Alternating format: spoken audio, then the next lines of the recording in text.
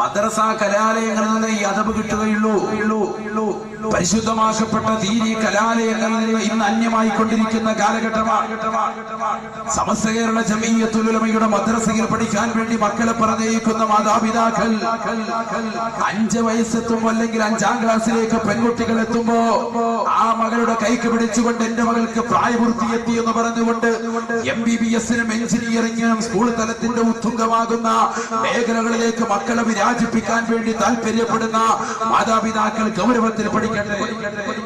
അഷ്റഫുൽ ഖൽഖ് മുഹമ്മദ് മുസ്തഫ സല്ലല്ലാഹു അലൈഹി വസല്ലമ തങ്ങൾ അങ്ങകലെ മദീനത്തെ പള്ളിയുടെ മുറ്റത്തിരുന്നുകൊണ്ട് തന്റെ പ്രിയപ്പെട്ട 70ഓളം അസ്ഹാബ് സുഫയ്ക്ക് പറഞ്ഞു കൊടുത്തതാകുന്ന ദീനിന്റെ പ്രഭകൾ ഇന്ന് ആത്മീയമാകുന്ന കലാലയങ്ങളിൽ മുതഅല്ലിമീങ്ങൾ ഇൽമു വരുന്നതിലൂടെ മദ്രസ കലാലയങ്ങളിൽ നിന്ന് പാവപ്പെട്ട മക്കൾ ഇൽമു പഠിക്കുന്നത് പോലെ ലോകത്തെവിടെയും വിജ്ഞാനം പഠിക്കുന്ന മറ്റൊരു കലാലയമില്ല.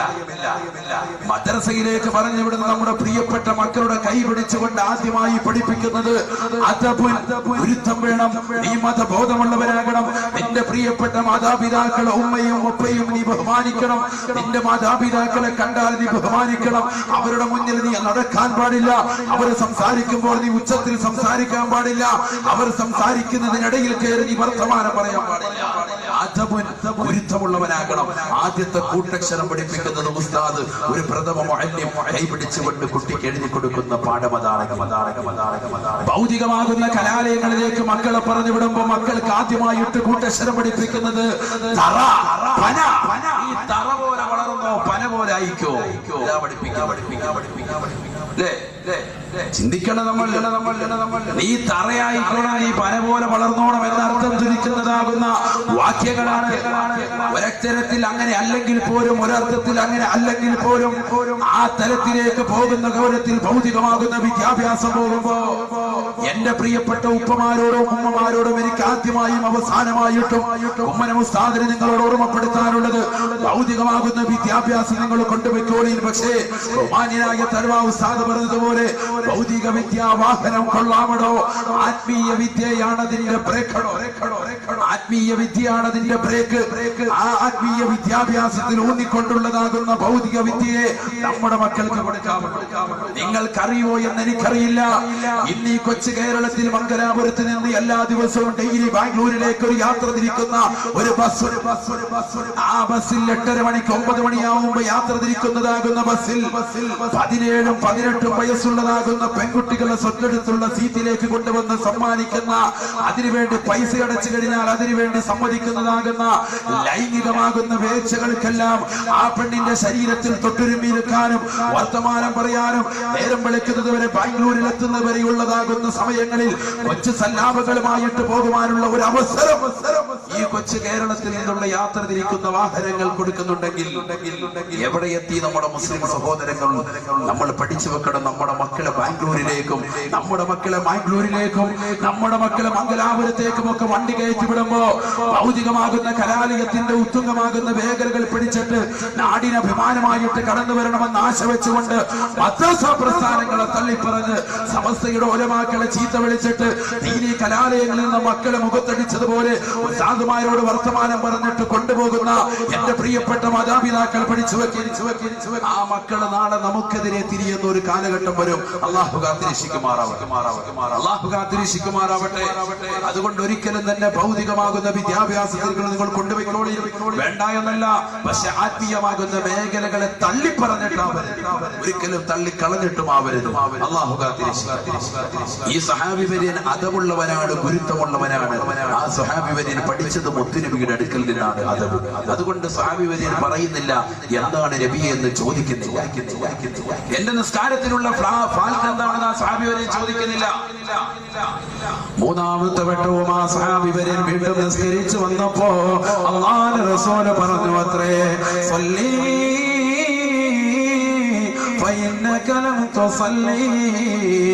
നിസ്കരിക്കും മോനെ, നീ നിസ്കരിച്ചിട്ടില്ല മോനെ. സഹാബി വര്യൻ മൂന്നാമത്തെ വട്ടം ആവർത്തിച്ചപ്പോ അല്ലാഹുവിന്റെ റസൂലിനോട് പറഞ്ഞു അത്രേ, യാ റസൂലല്ലാഹ് ഫവല്ലാഹി മാ ഉഹ്സിനു ഗൈറ ഹാദാ.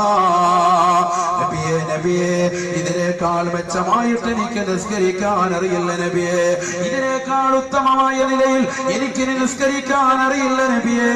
അല്ലാഹുവിന്റെ റസൂലിനോട് ആ സഹാബി വര്യൻ ചോദിച്ചില്ല, എന്താണ് എന്റെ നിസ്കാരത്തിന്റെ കുഴപ്പമെന്ന് അദബ് കെട്ട വർത്തമാനം ചോദിച്ചില്ല. നബിയെ നബിയെ, ഇതിനേക്കാൾ മെച്ചമായിട്ട് എനിക്ക് നിസ്കരിക്കാൻ അറിയില്ല നബിയെ. ഫഖാല റസൂലുള്ളാഹി സ്വല്ലല്ലാഹു അലൈഹി വസല്ലം, അല്ലാഹുവിന്റെ റസൂൽ ആ സഹാബി വര്യന് നിസ്കാരം പഠിപ്പിച്ചു കൊടുക്കുകയാണ്.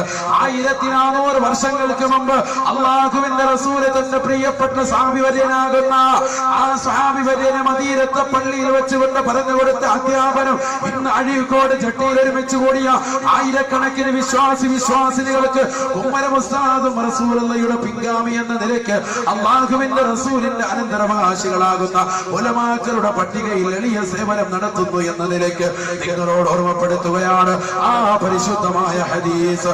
അല്ലാഹുവിന്റെ റസൂൽ പറയുകയാണ്, സല്ലി ഇദാ ഖുംത ഇല സ്വലാ ഫകബ്ബിർ ثم قرأ ما تيسر من القرآن. നീ നിസ്കരിക്കാൻ ഉദ്ദേശിച്ചാൽ എല്ലാ ഉമ്മമാരും ശ്രദ്ധിക്കട്ടെ, എല്ലാ സഹോദരങ്ങളും ശ്രദ്ധിക്കട്ടെ. വഅദെന്ന് പറയുന്നത് ആസ്വാദനമല്ല, ജീവിതത്തിൽ നമ്മുടെ കർമ്മപഥത്തിൽ എന്തെങ്കിലും ഒരു പരിശുദ്ധിയിലേക്ക് എത്തിക്കാൻ ഒരു വാക്യം കൊണ്ട്, ഒരു വാദിന്റെ മജ്‌ലിസ് കൊണ്ട് മാറ്റൽ സൃഷ്ടിക്കപ്പെട്ടിട്ടുണ്ടോ? അതാണ് നമ്മുടെ ജീവിതത്തിൽ ഏറ്റവും വലിയ സുന്ദരമായ രാവ്, അതാണ് നമ്മുടെ ജീവിതത്തിൽ വഴിത്തിരിവ്. അതിലൂടെ വഴിത്തിരിവാകണം നമ്മുടെ ജീവിതം. അല്ലാഹുവിന്റെ റസൂൽ സഹാബിക്ക് പഠിപ്പിച്ചു കൊടുക്കുകയാണ്, നീ നിസ്കരിക്കാൻ ഉദ്ദേശിച്ചാൽ ഫകബ്ബിർ, നീ തക്ബീറത്തുൽ ഇഹ്റാം ചൊല്ലണേ, നീ ആദ്യ തക്ബീർ അങ്ങ് ചൊല്ലി കൈകെട്ടണേ. പിന്നെ ഫാത്തിഹ ഓതിയതിനു ശേഷം ثم قرأ ما تيسر من القرآن, പരിശുദ്ധമായ ഖുർആനിൽ നിന്ന് നിനക്കറിയാവുന്നതായ സൂക്തങ്ങൾ നിയോദനേ. നിനക്കറിയാവുന്ന സൂറത്തൊക്കെ നിയോദി, പരിശുദ്ധമാകുന്ന ഖുർആനിലെ സൂക്തങ്ങൾക്ക് നിയോദി. പിന്നെ നീ റുകൂഅ ചെയ്യണേ ഹത്താ തത്മഇന്ന റാകിഅ. റുകൂഇൽ നീ അനക്കമടങ്ങി റുകൂഅ ചെയ്യണേ. വെറുതെ നിസ്കരിച്ചാൽ പോരാ, തലകുത്തി മറിഞ്ഞാൽ പോരാ, നിന്റെ നമസ്കാരം അല്ലാഹു സ്വീകരിക്കുന്നതാകണോ. റുകൂഅ് നീ ചെയ്യുമ്പോ ശ്രദ്ധിക്കണേ. റുകൂഇലേക്ക് വന്നിട്ട് അനക്കമടങ്ങിയിട്ട് അവിടെ ചൊല്ലാനുള്ള ദിക്ർ നീ ചൊല്ലണേ. സുബ്ഹാന റബ്ബിയൽ അദീം വബിഹംദിഹി 3 വട്ടം ചൊല്ലണേ. ثم اعتدل حتى تطمئن معتدلا.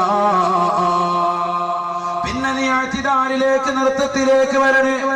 അനക്കമടങ്ങി നീ നിൽക്കണേ. അവിടെ ചൊല്ലേണ്ട ദിക്റുകൾ നീ ചൊല്ലണേ. റബ്ബനാ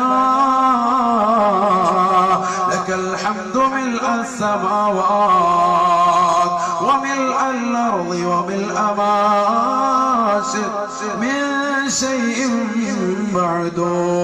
അല്ലാഹുവേ, ഈ ഭൂമിയും ആകാശം മുഴുവനും നിറയെ, അതിലുള്ള സർവ്വ വസ്തുക്കൾ നിറയെ നിനക്ക് ഞാൻ സ്തോത്രം ചെയ്യുന്നു, നന്മകൾ ചെയ്യുന്നു, നിന്നെ ഞാൻ സ്തുതിക്കുന്നു അല്ലാഹ് എന്ന മഹത്തായ പ്രാർത്ഥന നീ നിർവഹിച്ചുകൊണ്ട് സുമ്മസ്ജുദ്, പിന്നെ നീ സുജൂദ് ചെയ്യണേ.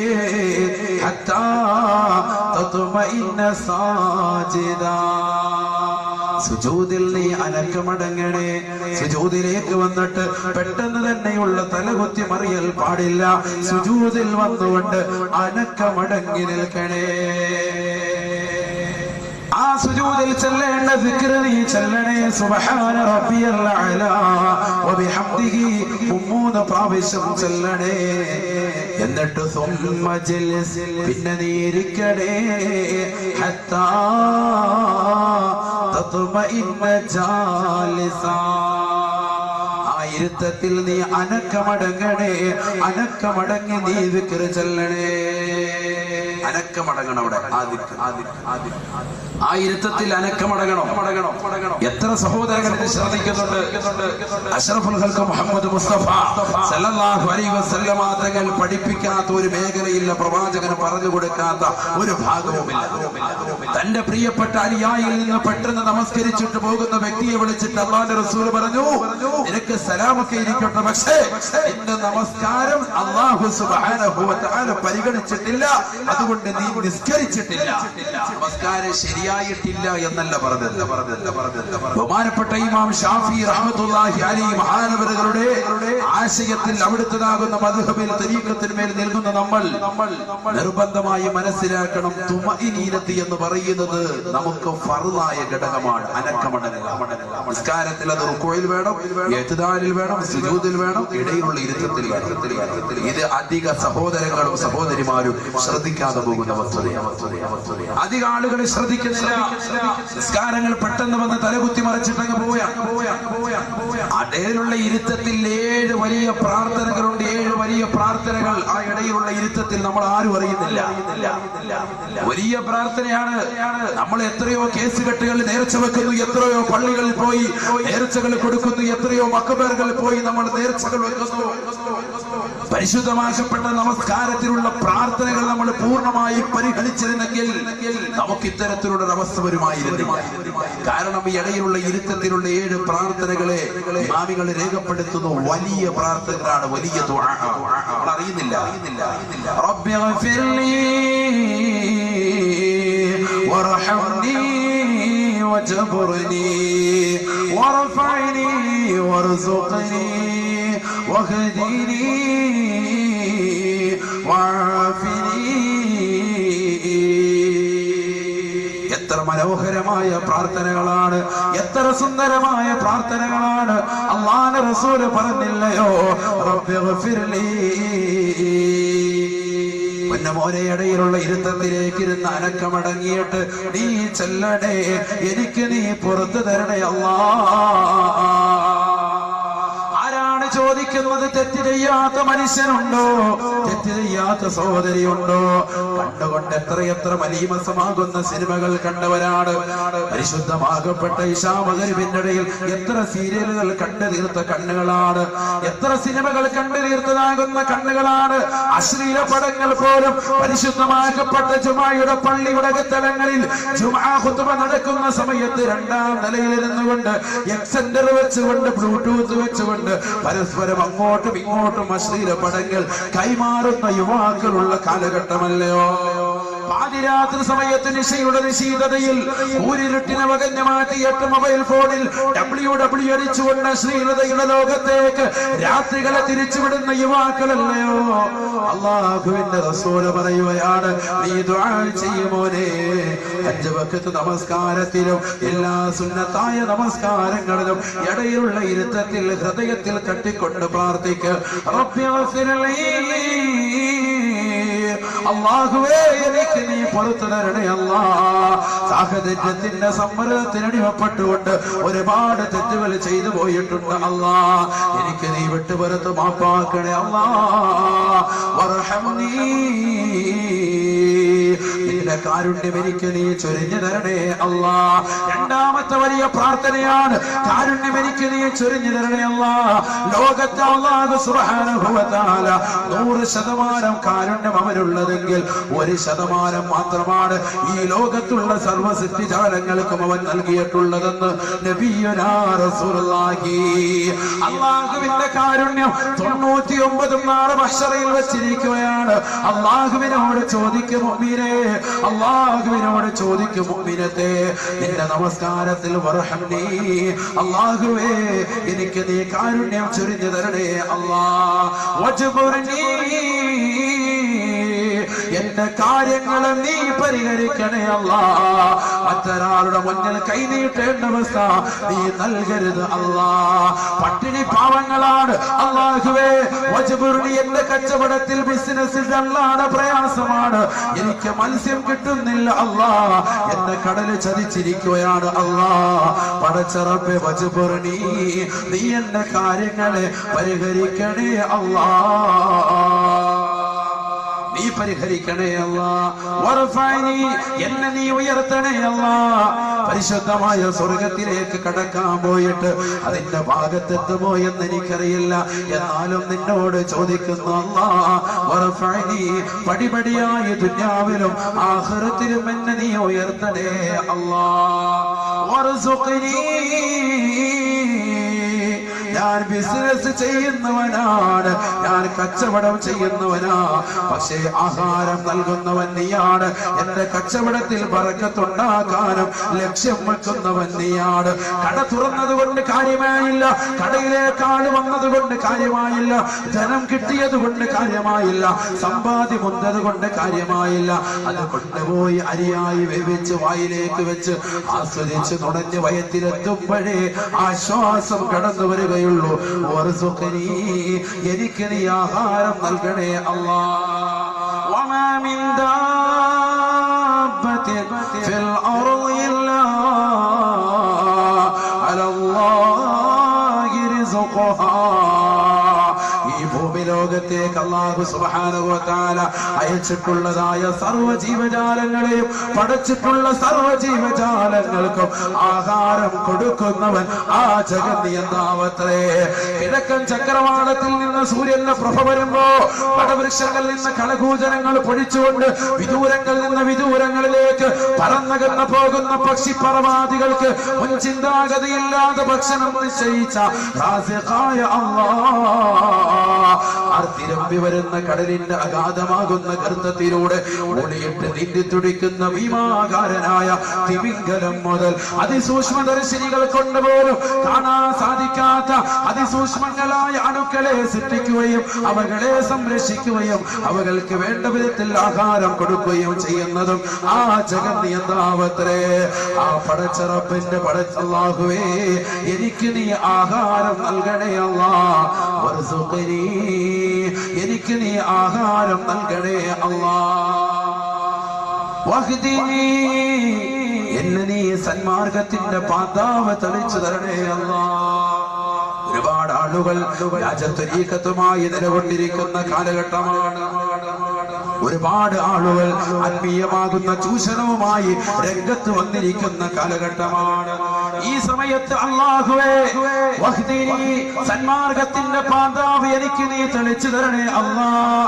വഅഫിനി, എന്റെ ശരീരത്തിന് അസ്വസ്ഥതകളുണ്ട്, ബുദ്ധിമുട്ടുകളുണ്ട്, പ്രയാസങ്ങളുണ്ട്, നൊമ്പരങ്ങളുണ്ട്, വിഷമങ്ങളുണ്ട്.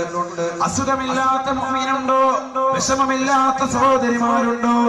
ദുആ ചെയ്യൽ നിസ്കാരത്തിലുണ്ട് പ്രാർത്ഥന. വഅഫിനി, എന്റെ ശരീരത്തിന് സൗഖ്യം നൽകണേ അല്ലാഹ്. എന്റെ ഭാര്യ, എന്റെ മക്കൾ, എന്റെ കുടുംബം, എന്റെ സഹോദരിമാർ, അയൽവാസികൾ, ബന്ധുമിത്രാദികൾ, വഅഫിനി, സൗഖ്യം നൽകണേ അല്ലാഹ്. ക്യാൻസർ ഉള്ളവൻ ദുആ ചെയ്യട്ടെ. വഅഫിനി, എനിക്ക് നീ സൗഖ്യം നൽകണേ അല്ലാഹ്. എത്ര നല്ല പ്രാർത്ഥനകളാണ്. ഒരു മനുഷ്യൻ അവന്റെ പ്രശ്നങ്ങൾ മുഴുവനും പറയാൻ പറ്റുന്ന ഒരേ ഒരു സ്ഥലം നിസ്കാരമാണ്. പക്ഷെ നാവ് കൊണ്ട് പറയരുതെന്ന് മാത്രം അവന്റെ മനസ്സുകൊണ്ട് പറയുന്നുണ്ട്. നമ്മുടെ വിഷമങ്ങൾ മുഴുവനും മത്സ്യം കിട്ടുന്നില്ല. നമ്മുടെ കോലിത്തൊഴിലാളി അവന്റെ ജീവിതത്തിലെ ബുദ്ധിമുട്ട്, പ്രയാസം, നൊമ്പരം എല്ലാം പറയും റബ്ബിനോട്. നാവ് കൊണ്ട് തുറക്കരുതെന്ന് മാത്രം മനസ്സുകൊണ്ട് അല്ലാഹുമായിട്ട് സംസാരിക്കും. അല്ലാഹു തൗഫീഖ് തരട്ടെ. അഖറബുമായ യകൂലുൽ അബ്ദു ലിറബ്ബിഹി വഹുവ സാജിദ്. ഒരു അടിമ ഏറ്റവും കൂടുതൽ റബ്ബിനോട് അടുക്കുന്നത് അവൻ സുജൂദിൽ കിടക്കും. അഷ്റഫുൽ ഖൽഖ് മുഹമ്മദ് മുസ്തഫ. അല്ലാതെ 4 ആളുകളുടെ മുന്നിൽ വന്നുകൊണ്ട് കൈനീട്ടി യാചിച്ചത് കൊണ്ട് ഒരു കാര്യമില്ല. 10 പേരുടെ മുന്നിൽ പോയി യാചിച്ചത് കൊണ്ട് എന്ത് കാര്യം? അല്ലാഹുവിന്റെ മുന്നിൽ നമുക്ക് പറയാനുള്ള ഒരു മനസ്സുണ്ടാവണം. റബ്ബിനോട് വിങ്ങി പൊട്ടി നിസ്കാരത്തിൽ പറയും നമ്മുടെ വിഷമങ്ങൾ, നമ്മുടെ ദുരിതങ്ങളൊക്കെ മാറട്ടെ. അല്ലാഹു തൗഫീഖ് തരട്ടെ. അങ്ങനെയുള്ള നിസ്കാരമാകണം. അല്ലാഹുവിന്റെ റസൂൽ സല്ലല്ലാഹു അലൈഹി വസല്ലമ തങ്ങൾ സ്വഹാബിവര്യന് നിസ്കാരം വിവരിച്ചു കൊടുക്കുകയാണ്. സഹോദരങ്ങളെ ശ്രദ്ധിക്കണേ. ആ സ്വഹാബി വര്യൻ പോയിട്ട് അതേപോലെ അനക്കമടങ്ങി 4 റക്അത്ത് നിസ്കരിച്ചപ്പോ അല്ലാഹുവിന്റെ റസൂൽ പറഞ്ഞു, തിൽക സ്വലാത്തുൽ മുനാഫിഖീ. ആദ്യം ആ വ്യക്തി നിസ്കരിച്ച നിസ്കാരമുണ്ടല്ലോ, അത് കപട വിശ്വാസിയുടെ നിസ്കാരമത്രേ. തലകുത്തി മറിയൽ അത്തരത്തിലുള്ള നമസ്കാരമാണ്. പെട്ടെന്നുള്ള നമസ്കാരം അത് മുനാഫിക്കിന്റെ നമസ്കാരമാണ്, കപട വിശ്വാസിയുടെ നമസ്കാരം. അല്ലാഹുവിന്റെ റസൂൽ പറയുകയാണ്, ഹദീസ് വിശാലമാണ്. അവൻ ഇരിക്കുന്നതാണ് കടകമ്പോളങ്ങളിൽ, നിരത്തുകളിൽ, പൊതുമതികളിൽ അവൻ ഇരിക്കുകയാണ് വൈകുന്നേര സമയങ്ങളിൽ. സൂര്യൻ അസ്തമിക്കുമ്പോ ഓടി വരികയാണ്. ഫേസ്ബുക്ക് ഓഫാക്കി, വാട്സാപ്പ് ഓഫ് ചെയ്തുകൊണ്ട്, നെറ്റ് കണക്ഷൻ ഓണാക്കി, അത്യാവശ്യം ഡൗൺലോഡ് ചെയ്യുന്ന തലത്തിലേക്ക് പള്ളിയിലേക്ക് ഓടി വരികയാണ്. ഇമാമ നിസ്കാരത്തിലാണ്, ഇമാമ റുക്കൂയിലാണ്. ആദ്യ റക്അത്ത് കിട്ടേണ്ട സമയത്ത് നേരത്തെ അവൻ പള്ളിയിൽ കയറാമായിരുന്നു, പക്ഷേ അവൻ കയറിയില്ല. വഴിയോരങ്ങളിൽ നിന്ന് വർത്തമാനം പറഞ്ഞിരുന്നു. ബാങ്ക് വിളിക്കട്ടെ, ഇമാമ റുക്കൂയിലേക്ക് എത്തട്ടെ.